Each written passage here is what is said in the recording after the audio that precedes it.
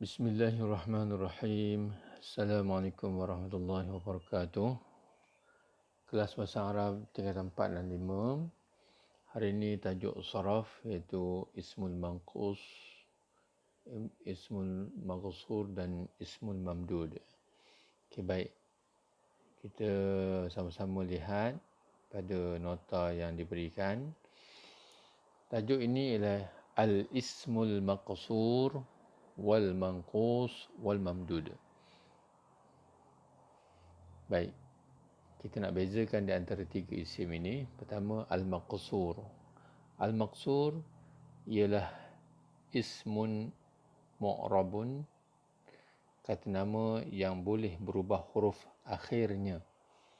Perkataan ini berakhir dengan huruf alif asli, alif ataupun alif tidak bertitik dinama alif maqsurah. Rupa macam ya, tapi tak ada titik. Dan huruf sebelumnya berbaris di atas. Apa contohnya? Banyak. Ustaz minta kamu hafal, contohnya kena ada satu sekurang-kurangnya. Apa contohnya? Al-Fata, Asa, Salwa. Tengok ujung tu. Najwa, Sa'a, Wafa, Mulha, Zulfa, Musa, Isa, Mustashfa, Mustafa, Laila, Muqha, Multaqa, Asa, Atasha, Duha, Fatawa, Asa, Mustada'a. Jadi contoh-contoh ni dia sebenarnya adalah huruf alif. Dia nama alif maqsurah. Dan nama bagi isim itu ialah ismul maqsur bila diakhirkan dengan dia dengan baris di atasnya. Apa contohnya? Salwa. Bila kalimah salwa ini ataupun Musa, dia tak boleh jadi Musa bertukar menjadi Musi, Musu, tak ada. Dia kekal Musa, duduk kat mana pun. Salwa, dia tak akan jadi Salwi, Salwu, tak ada. Contohnya, Zahabat Salwa ilal madrasati. Salwa tu duduk tempat fa'il, dia hukum marfu'. Ya. Tapi kekal juga Salwa, tak boleh berubah, ya. Dia kekal sama. Salwa. Kalau dia duduk tempat maf'ul bih, Ra'aitu Salwa fil fasli, kekal Salwa.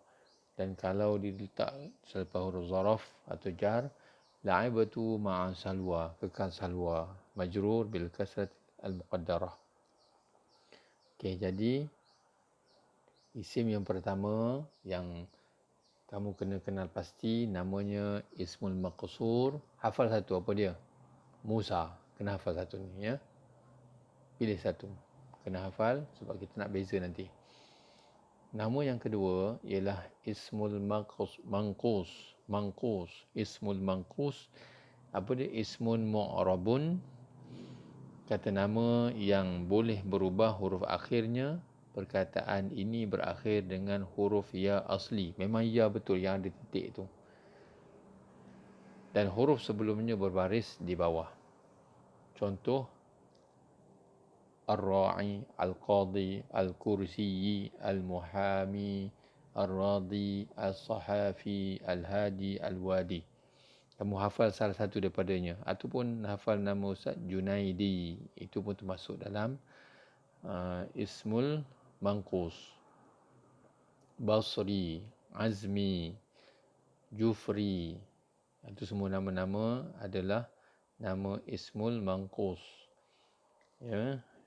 Dia duduk, okey, cuma macam mana tempat i'rabnya? Kalau dia duduk tempat marfu', Junaidi, zahaba al-qadi.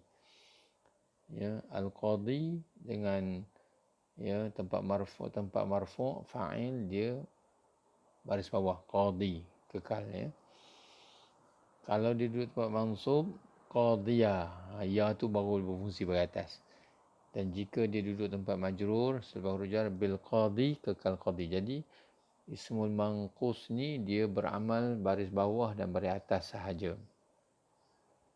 Kalau Ismul Maqsur tadi tiga-tiga tempat ni baris atas. Salwa, salwa, salwa. Tak berubah. Kalau qadi, qadi, qadiyah, qadi. Gitu ya.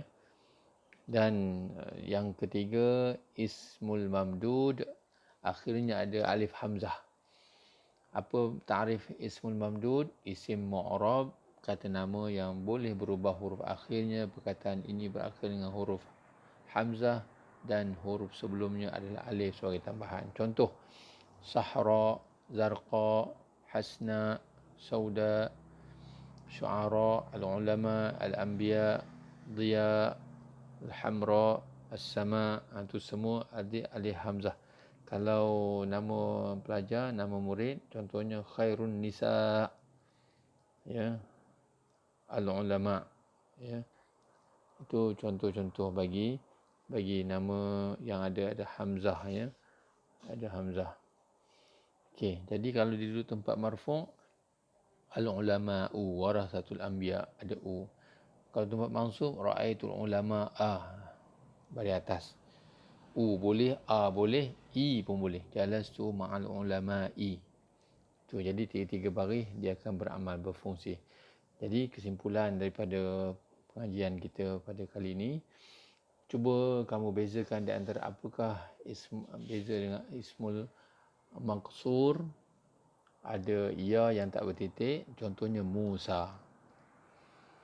Contoh bagi ismul manqus, contohnya ada ya yang bertitik, Junaidi, Al-Qadi. Yang ketiga, ismul mamdud, ada alif hamzah, contohnya al-ulama'u. Ya, jadi kenal pasti itu sebagai tanda. Okey, cuba kita tengok kepada latihan soalan, ya. Keluarkan istakhrij al-maqsur wal mamdud wal manqus ma'a bayani naw'iha, beserta terangkan jenisnya di jumlah berikut. Al-mataru lam yanzilu fi sahra. Mana kalimah maqsur, mamdud, manqus? Contohnya as-sahra'u, as-sahra'i, as-sahra'a. Ini boleh tiga ni. Tapi di sini fi sahra'i, ya. Jawapan as-sahra'i, tulis di situ as-sahra'i. Kemudian nauknya al-mamdud. Dapatlah 2 markah. Jadi cuba buat ini. Marra Umar biqadin fil mahkamati. Kemudian buat yang ketiga pun sama, ya. Inna huda ya ra'isatul jilsah. Contoh soalan yang kedua, keluarkan nama-nama beserta jenisnya, sama ada maksur, manqus atau mamdud. Ya. Cuba lihat, cuba buat latihan ini.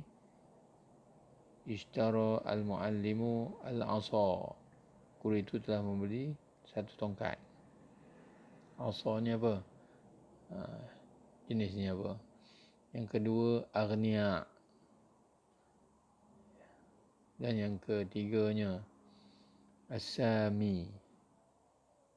Okey, jadi ini contoh soalan-soalan yang ada. Kamu kena mengenal pasti.